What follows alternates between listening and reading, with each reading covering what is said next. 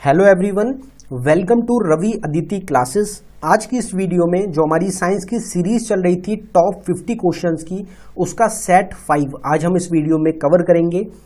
इस सीरीज में हम टॉप 50 क्वेश्चंस को कवर करते हैं साइंस से रिलेटेड हर एक सेट में। अगर आप किसी भी एग्जाम की तैयारी कर रहे हैं तो यहाँ से आपको एग्जाम्स में क्वेश्चन जरूर देखने को मिलेंगे।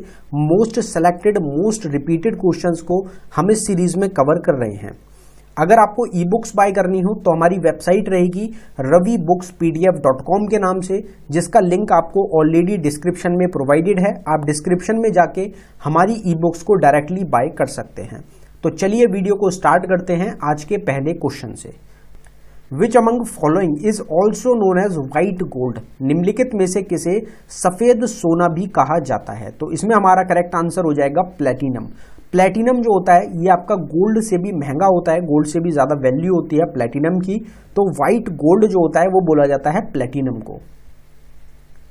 The image formed on a cinema screen is an example of? तो सिनेमा जो स्क्रीन होती है उस पर जो छवि बनती है वो आपकी किस बात का उदाहरण है? तो इसमें हमारा करेक्ट आंसर हो जाएगा रियल इमेज। जो हम सिनेमा स्क्रीन पे जो इमेज देखते हैं, जो प्रोजेक्शन के थ्रू इमेज दिखाई जाती है, वो आपकी एक रियल इमेज होती है। Water at 4 degree centigrade has dash? तो 4 डिग्री सेंटीग्रेड पर पानी में डैश होता है।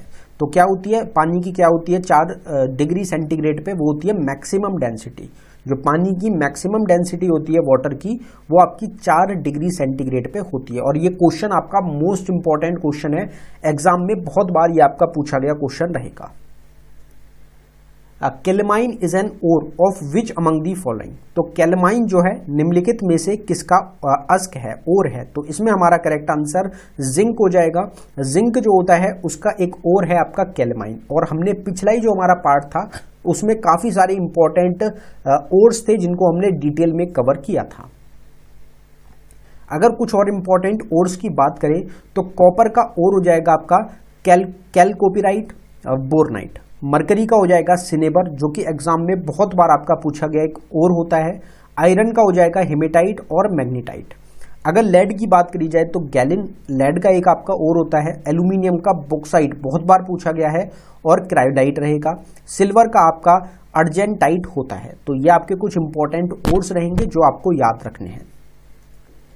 The inventor of the atomic theory is? तो परमाणु जो सिद्धांत है उसके आविष्कारक कौन है? किसके द्वारा एटॉमिक थ्योरी को इन्वेंट किया गया? तो यह तो बिल्कुल बेसिक क्वेश्चन रहेगा आपका, जॉन डाल्टन इस क्वेश्चन का आपका करेक्ट आंसर है। अगर कुछ इंपॉर्टेंट इन्वेंशंस की हम बात करें तो इलेक्ट्रॉन को किसके द्वारा इन्वेंट किया गया? तो जे थॉमसन इस क्वेश्चन का आपका करेक्ट आंसर है। तीनों की हम बात करेंगे, इलेक्ट्रॉन को जे थॉमसन के द्वारा, प्रोटॉन को रदरफोर्ड के द्वारा और न्यूट्रॉन को जेम्स चैडविक के द्वारा। अगर आपसे टेलीस्कोप पूछ लिया जाए तो गैलीलियो के द्वारा आपका टेलीस्कोप को इन्वेंट किया गया। रेडियो एक्टिविटी को हेनरी बैक्यूरेल के द्वारा। अगर रेडियम की बात करी जाए तो मैरी क्वेरी और पेरी क्वेरी दोनों के द्वारा रेडियम को इन्वेंट किया गया था।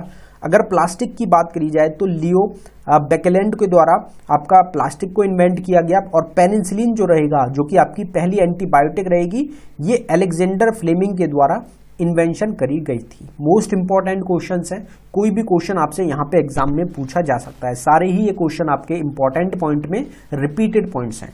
अगला क्वेश्चन है हमारा, graphite, carbon and diamonds are dash?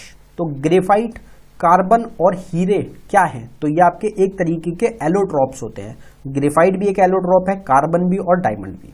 The smallest plant of the solar system is? तो जो सौर मंडल है उसका जो सबसे छोटा ग्रह है वो कौन सा है? तो स्मॉलेस्ट जो प्लेनेट है वो आपका मरकरी हो जाएगा। अगर यहाँ पे प्लेनेट से रिलेटेड बात करें तो प्लेनेट जो सन के सबसे करीब है, नियरेस्ट प्लेनेट है, वो आपका मरकरी रहेगा। जो प्लेनेट सबसे दूर है सन के वो आपका नेपट्यून रहेगा। हॉटेस्ट प्लेनेट कौन सा है सोलर सिस्टम का? तो वो वीनस हो जाएगा। अगर लार्जेस्ट प्लेनेट आपसे पूछा जाए तो वो जुपिटर हो जाएगा। कोल्डेस्ट प्लेनेट सोलर सिस्टम का यूरेनस रहेगा। और कौन सा प्लेनेट है जिसको रेड प्लेनेट भी बोला जाता है? तो मार्स को हम रेड प्लेनेट के नाम से भी जानते हैं। अर्थ जो है हमारा, जिसमें हम ग्रह पे हम रहते हैं अर्थ पे, उसको ब्लू प्लेनेट भी बोला जाता है, क्योंकि वाटर जो है, वाटर कंटेंट जो है अर्थ पे वो सबसे ज्यादा है, इसलिए ब्लू प्लेनेट भी बोलते हैं हम अर्थ को। Speed of sound is maximum in which among the following? निम्नलिखित में से किसमें ध्वनि की गति अधिकतम होती है? तो ध्वनि जो है स्पीड जो होती है वो मैक्सिमम किसमें होती है? सॉलिड में। सॉलिड में सबसे तेज फ्लो करती है आपकी sound. Maxwell's right hand thumb rule is also known as, तो मैक्सवेल का जो दाहिने हाथ के अंगूठे का नियम है वो आपका किस नाम से भी जाना जाता है? कौन सा उसका दूसरा नेम है? तो इसको हम कॉर्कस्क्रू रूल के नाम से भी जानते हैं। White phosphorus is represented by which among the following symbol, तो सफेद जो फॉस्फोरस होता है वो किस प्रतीक द्वारा दर्शाया जाता है? फॉस्फोरस का सिंबल तो आप सबको पता होगा, P जो होता है कैपिटल P वो सिंबल होता है फॉस्फोरस का, लेकिन यहाँ पे आपको चारों ऑप्शन में P प्रेजेंट है, तो आपसे व्हाइट फॉस्फोरस का पूछा जा रहा है। व्हाइट फॉस्फोरस का सिंबल हो जाएगा P4। P4 से रिप्रेजेंट किया जाता है व्हाइट फॉस्फोरस को। हु इन्वेंटेड ट्रांसफॉर्मर, ट्रांसफॉर्मर का आविष्कार किसके द्वारा किया गया था? तो माइकल फैराडे इस क्वेश्चन का आपका करेक्ट आंसर हो जाएगा। अगर कुछ और इन्वेंशंस की हम बात करें तो इलेक्ट्रोमैग्नेटिक जो इंडक्शन है वो भी आपका माइकल फैराडे के द्वारा इन्वेंट किया गया। थर्मियोनिक एमिशन को थॉमस एडिसन के द्वारा किया गया। रेडियो एक्टिविटी हमने पीछे ही कवर करी हेनरी बैक्यूरेल के द्वारा। रेडियम को मैरी क्वेरी और पेरी क्वेरी के द्वारा। क्वांटम थ्योरी दी गई थी मैक्स प्लैंक के द्वारा। एक्स-रे को डब्ल्यू रॉन्टजन रेस के नाम से भी जाना जाता है। एक्स-रेस को विलियम रॉन्टजन के द्वारा इन्वेंट किया गया था, खोजा गया था। रिलेटिविटी को दिया गया था एल्बर्ट आइंस्टाइन के द्वारा, और न्यूक्लियर रिएक्टर को एनरिको फर्मी के द्वारा दिया गया था। और फर्मी किसकी ऐसा यूनिट होती है, अगर आपको ध्यान हो, क्योंकि हमने पीछे ही कवर करी है, तो आप कमेंट बॉक्स में जरूर टाइप करें।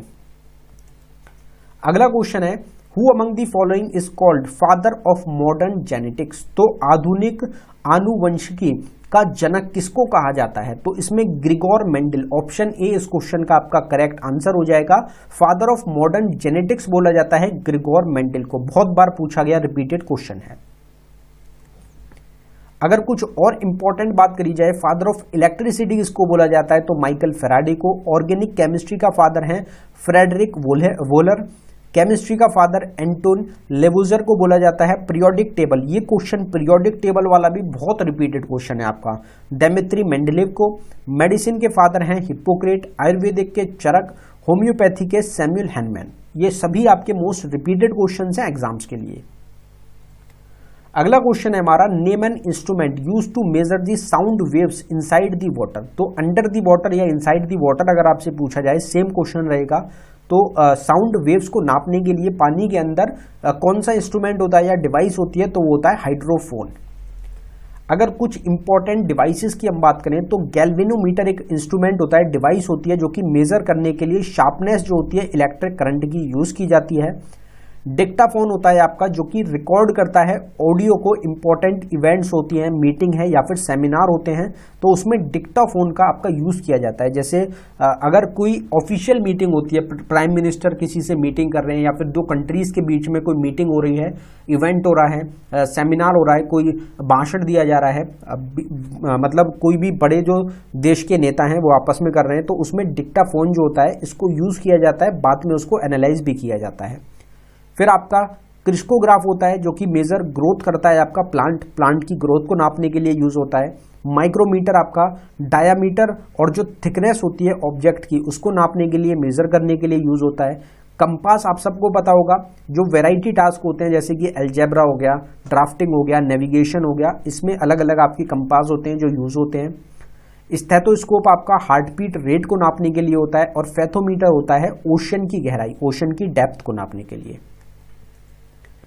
Who was the India's first man or woman to go into space? तो अंतरिक्ष में जाने वाले पहले भारतीय कौन थे? तो आप सबको पता होगा राकेश शर्मा इस क्वेश्चन का आपका करेक्ट आंसर रहेगा। और उस टाइम पे प्रधानमंत्री कौन थे इंडिया के जब राकेश शर्मा गए थे? तो वो थी हमारी इंदिरा गांधी। इंदिरा गांधी की आपने एक वीडियो भी देखी होगी जिसमें इंदिरा गांधी राकेश शर्मा से ये बात पूछती हैं कि ऊपर से स्पेस से इंडिया कैसा लगता है, तो इनके द्वारा राकेश शर्मा के द्वारा जवाब दिया गया था सारे जहां से अच्छा हिंदुस्तान हमारा। तो वो एक काफी फेमस आपकी वीडियो भी रहती है, आपने देखी होगी जरूर। तो वो राकेश शर्मा ही रहेंगे जिन्होंने स्पेस में पहले जाने वाले वो भारतीय हो जाएंगे। अगर फर्स्ट इंडियन वुमेन आपसे पूछी जाती स्पेस में जाने वाली तो वो कल्पना चावला रहेंगी। पहले इंडियन मैन जिन्होंने ओलंपिक मेडल जीता वो आपके केडी जादव थे। अगर पहले इंडियन महिला पूछ ली जाए, वुमेन पूछ ली जाए ओलंपिक मेडल जीतने वाली, तो वो कर्णम मलेश्वरी रहेंगी और एग्जाम में बहुत बार आपकी पूछी भी गई हैं। 2000 का जो सिडनी ओलंपिक हुआ था, इनका जो डेस्टिनेशन है वो भी पूछी जाती है, कौन से ओलंपिक में इन्होंने मेडल दिलाया था।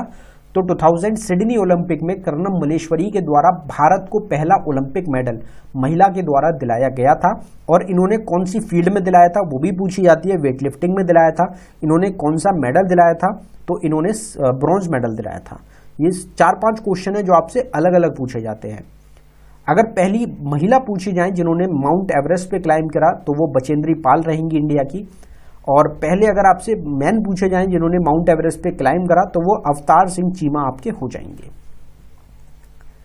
विच among the following chemicals is used in photography, photography जो होती है फोटोग्राफी, उसमें कौन सा रसायन का उपयोग किया जाता है।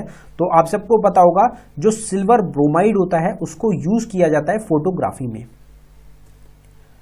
Which among the following is called laughing gas, निम्नलिखित में से कौन सी लोकप्रिय रूप से लाफिंग गैस कहा जाता है। तो इसमें हमारा करेक्ट आंसर हो जाएगा नाइट्रस ऑक्साइड। नाइट्रस ऑक्साइड जो रहेगा ये आपका साइंटिफिक नेम रहेगा, केमिकल नेम रहेगा लाफिंग गैस का। Which device is used to measure the depth of sea and ocean, अभी हमने पीछे ही सेम क्वेश्चन आपका कवर किया एक्स्ट्रा इन्फॉर्मेशन में कि समुद्र हो गया या महासागर हो गया, उनकी जो गहराई होती है उसको नापने के लिए एक उपकरण का उपयोग किया जाता है, उसका क्या नाम है। तो इसमें हमारा करेक्ट आंसर ऑप्शन बी रहेगा, फेथोमीटर को हम यूज करते हैं ओशन की डेप्थ को नापने के लिए।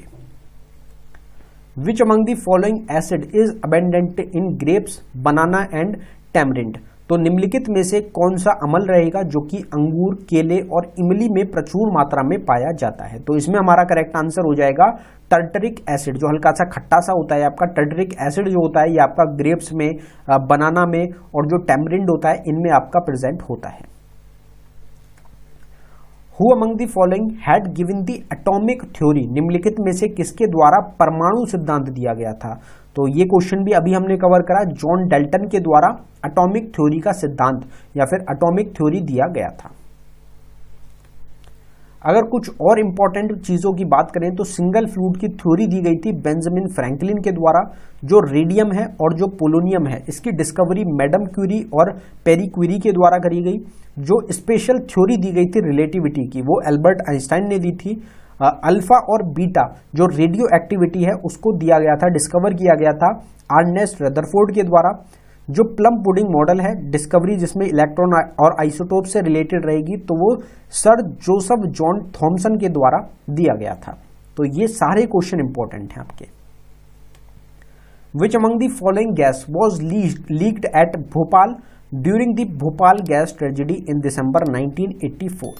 तो आपसे सिंपल क्वेश्चन तो ये भी पूछा जाता है एग्जाम में कि जो भोपाल गैस ट्रेजेडी हुई थी, जो भोपाल गैस त्रासदी हुई थी वो आपकी कब हुई थी। तो उसमें आपको ईयर याद रखना है 1984, आपसे एग्जाम में पूछा जा सकता है। और जो हमारा क्वेश्चन है कि कौन सी गैस लीक करी गई थी भोपाल गैस ट्रेजेडी में, जिसमें काफी सारे लोगों की डेथ हो गई थी। तो ये क्वेश्चन तो आपसे बहुत ज्यादा पूछा गया है कि कौन सी गैस थी। तो इसमें आपका करेक्ट आंसर हो जाएगा option B, methyl isocyanide. Methyl isocyanide जो आपकी गैस रहेगी ये लीक हुई थी भोपाल गैस ट्रेजेडी के टाइम पे। When the Indian Space Research Organisation, जिसको हम इसरो के नाम से भी जानते हैं, वो सेटअप, तो भारतीय अंतरिक्ष अनुसंधान संगठन इसरो की स्थापना किस वर्ष की गई थी। तो आप सबको पता है 1969 में इस्टेब्लिश हुआ था इंडियन स्पेस रिसर्च ऑर्गेनाइजेशन, जिसके फाउंडर रहेंगे विक्रम साराभाई। अगर कुछ और ऑर्गेनाइजेशंस की हम बात करें, एस्टैब्लिशमेंट की बात करें, तो Council of Scientific and Industrial Research CSIR को एस्टैब्लिश किया गया था 1942 में। Defence Research and Development Organisation DRDO को 1958 में एस्टैब्लिश किया गया। Indian Council of Medical Research ICMR को 1911 में एस्टैब्लिश किया गया। Bhabha Atomic Research Centre BARC organisation को 1954 में एस्टैब्लिश किया गया। Indian Council of Agricultural Research, जिसको ICAR भी बोला जाता है, 1929 में एस्टैब्लिश हुआ। और जो नेशनल रिसर्च डेवलपमेंट कॉरपोरेशन है NRDC है, उसको 1953 में एस्टैब्लिश किया गया था। तो ये कुछ इंपॉर्टेंट हमारी ऑर्गेनाइजेशंस हैं, इंडियन ऑर्गेनाइजेशंस, जिनकी एस्टैब्लिशमेंट को हमने कवर किया है। Which among the following is known as quick lime, निम्नलिखित में से किसे क्विक लाइम के नाम से भी जाना जाता है? तो क्विक लाइम आपका CaO, कैल्शियम और ऑक्साइड से रिलेटेड है क्विक लाइम। अगर बात करी जाए इंपॉर्टेंट पॉइंट्स की, तो सोडियम हाइड्रोक्लोराइड को NaClO इसका फॉर्मूला रहेगा, मैग्नीशियम हाइड्रोक्साइड का रहेगा MgOH2, ब्लू विट्रोल का फॉर्मूला होता है CuSO4.5H2O, एसिटिक एसिड का होता है CH3COOH, अमोनिया का होता है NH3, कैल्शियम कार्बोनेट का होता है CaCO3, सल्फ्यूरिक एसिड का होता है H2SO4। तो ये आपके कुछ फॉर्मूला रहेंगे, इंपॉर्टेंट फॉर्मूलाज हैं। Name a device which is used to convert mechanical energy into electrical energy, तो कौन सा उपकरण होता है जिसका यूज किया जाता है, आपका उपयोग किया जाता है जो यांत्रिक ऊर्जा है उसको विद्युत ऊर्जा में परिवर्तन करने के लिए? तो इसमें आपका डायनामो इस क्वेश्चन का करेक्ट आंसर हो जाएगा, जिसकी मदद से हम मैकेनिकल एनर्जी को इलेक्ट्रिकल एनर्जी में कन्वर्ट कर देते हैं। अगर कुछ और इंपॉर्टेंट कन्वर्जन्स की बात करें हम, तो इलेक्ट्रिक मोटर होती है जो इलेक्ट्रिकल एनर्जी को मैकेनिकल एनर्जी में कन्वर्ट करती है। बैटरी की अगर बात करें तो केमिकल एनर्जी को इलेक्ट्रिकल एनर्जी में कन्वर्ट करती है। इलेक्ट्रिकल बल्ब इलेक्ट्रिकल एनर्जी को हीट में या फिर लाइट एनर्जी में कन्वर्ट करता है। जो कैंडल है वो आपकी केमिकल एनर्जी को हीट एनर्जी में कन्वर्ट करती है। माइक्रोफोन साउंड एनर्जी को इलेक्ट्रिक एनर्जी में कन्वर्ट करते हैं। लाउड स्पीकर इलेक्ट्रिकल एनर्जी को साउंड स्पीकर में कन्वर्ट करते हैं, साउंड एनर्जी में कन्वर्ट करते हैं। तो ये आपकी एनर्जी के कुछ इंपॉर्टेंट कन्वर्जन्स हो जाएंगे। Who among the following scientist had discovered radium, निम्नलिखित में से किस वैज्ञानिक ने रेडियम की खोज करी थी? तो अभी हमने पीछे कवर किया था, मैरी क्यूरी और पेरी क्यूरी के द्वारा डिस्कवर किया गया, खोजा गया था रेडियम को। Phonophobia is a fear associated with which of the following, तो फोनोफोबिया निम्नलिखित में से किससे जुड़ा हुआ है? तो जो साउंड होती है उससे रिलेटेड जो फियर होता है, जो लोग साउंड से डरते हैं उनको फोनोफोबिक बोला जाता है और इस परेशानी को फोनोफोबिया बोला जाता है। Through which equipment human heart beat are recorded and detected via graphics, तो बिल्कुल बेसिक क्वेश्चन है कि ग्राफ के फॉर्मेट में जो ह्यूमन हार्ट बीट होती है, आपने देखी भी होगी स्क्रीन पे, तो वो जो आपका इक्विपमेंट होता है ह्यूमन हार्ट बीट को रिकॉर्ड करने के लिए, डिटेक्ट करने के लिए ग्राफ के फॉर्मेट में, उसको क्या बोला जाता है? तो हम उसको कार्डियोग्राफ बोलते हैं। विच among the following element is an essential constituent of acid, तो एसिड में आपको ज्यादातर कौन सा एलिमेंट मिलता है? जैसे आपने अगर हम बात करें HCl की, हाइड्रोक्लोरिक एसिड की, तो उसमें HCl मिलता है, H मिलता है आपको। इसी तरीके से आपके अगर हम बात करें सल्फ्यूरिक एसिड की, तो उसका फॉर्मूला H2SO4 हो जाएगा, उसमें भी आपको H मिलता है। बाकी अगर हम और एसिड्स की भी अगर हम बात करें, जैसे कि आपका हो गया नाइट्रिक एसिड हो गया, HNO3 हो गया, उसमें भी आपको H मिल रहा है। या फिर हमारा फॉस्फोरिक एसिड हो गया, H3PO4 होता है, उसमें भी आपको H का कंपोनेंट मिल रहा है, H एलिमेंट मिल रहा है। इसी तरीके से आपका सल्फ्यूरिक एसिड हमने कवर कर लिया, फॉर्मिक एसिड हो गया HCOOH, उसमें भी आपको H एलिमेंट मिल रहा है। जितने भी ज़्यादातर आपके जो एसिड्स होते हैं उसमें आपको H एलिमेंट मिलता है। तो इसमें आपसे वही क्वेश्चन पूछा जा रहा है, H क्या रिप्रेजेंट करता है? तो हाइड्रोजन को रिप्रेजेंट करता है आपका H सिंबल। तो हाइड्रोजन जो होता है ये आपका एक इसेंशियल कॉन्स्टिट्यूएंट है एसिड्स का। विच among the following oxides cause the acid rain, तो एसिड रेन जो होता है वो आपका, आप सबको पता है किससे होता है? दो चीज होती हैं आपकी, तो ऑप्शन बी आपका रहेगा, नाइट्रस ऑक्साइड और जो सल्फर ऑक्साइड है, जब ये आपके दोनों मिलते हैं उससे आपका एसिड रेन जो होती है, इन दोनों के ऑक्साइड से वो आपकी एसिड रेन होती है। Which is India's first experimental satellite launch vehicle, तो भारत का जो पहला जो प्रायोगिक उपग्रह प्रक्षेपण है, यान है, वो कौन सा रहेगा? तो वो था हमारा SLV-3। SLV-3 जो था ये इंडिया का पहला एक्सपेरिमेंटल सैटेलाइट लॉन्च व्हीकल था। The free electrons are in the dash, तो मुफ्त जो इलेक्ट्रॉन्स होते हैं वो डैश में होते हैं। तो इसमें हमारा करेक्ट आंसर हो जाएगा आउटर मोस्ट ऑर्बिट जो होती है मेटल की, उसमें क्या होते हैं? फ्री इलेक्ट्रॉन्स आपके प्रेजेंट होते हैं। Which acid is described as HOOCCOOH या फिर H2O4C2, तो इसमें हमारा करेक्ट आंसर हो जाएगा ऑक्जेलिक एसिड, ये आपका हो जाएगा। Which of the following type of coal has maximum carbon content. ये क्वेश्चन तो हम बहुत बार आपका रिपीट कर चुके हैं सेम सीरीज में कि सबसे ज्यादा जो कार्बन कंटेंट प्रेजेंट होता है वो आपका कौन से कोयले में होता है, और ये जो फॉर्म होती है जिसमें सबसे ज्यादा जो कोयले में सबसे ज्यादा कार्बन कंटेंट होता है वो सबसे प्योरेस्ट फॉर्म होता है कोयले का, कोल का। तो उसका नाम क्या रहेगा, तो उसको हम एंथ्रेसाइट के नाम से जानते हैं। एंथ्रेसाइट जो है ये प्योरेस्ट फॉर्म है आपकी कोल की। इसमें आपका 4 टाइप के कोल्स होते हैं, एक होता है लिग्नाइट, एक होता है एंथ्रेसाइट, एक होता है बिटुमिनस और एक होता है सब bituminous. The device employed to measure the diameters of star and our galaxy Milky Way is called। तो मिल्की वे की और जो स्टार्स के डायमीटर को नापने के लिए एक डिवाइस का यूज किया जाता है, उस डिवाइस का नाम आपसे पूछा जा रहा है। तो इसमें हमारा करेक्ट आंसर हो जाएगा इंटरफेरोमीटर। इंटरफेरोमीटर एक डिवाइस होती है जो कि स्टार्स और गैलेक्सी के डायमीटर को नापने के लिए, मेजर करने के लिए यूज की जाती है। Name a device used for the magnification of the objects. तो जो वास्तुओं के अवधर होते हैं उसके लिए उपयोग किए जाने वाला जो उपकरण है उसका नाम आपसे पूछा जा रहा है, तो वो होता है हमारा बाइनोकुलर्स। बाइनोकुलर्स जो होते हैं, जो ऑब्जेक्ट्स होते हैं उसके मैग्निफिकेशन के लिए यूज किया जाता है।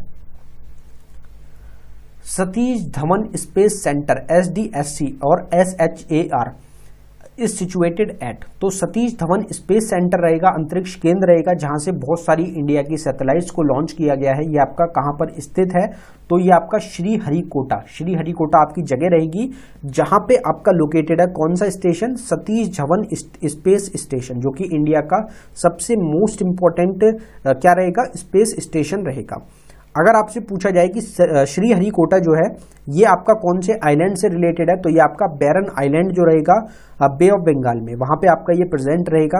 अगर आपसे पूछ लिया जाए कि कौन सी स्टेट में आता है सतीश धवन स्पेस सेंटर, तो ये आपका आंध्र प्रदेश स्टेट के अंदर आता है, जो तिरुपति डिस्ट्रिक्ट है उसके अंदर आपका श्रीहरिकोटा जो है वो आपका आता है।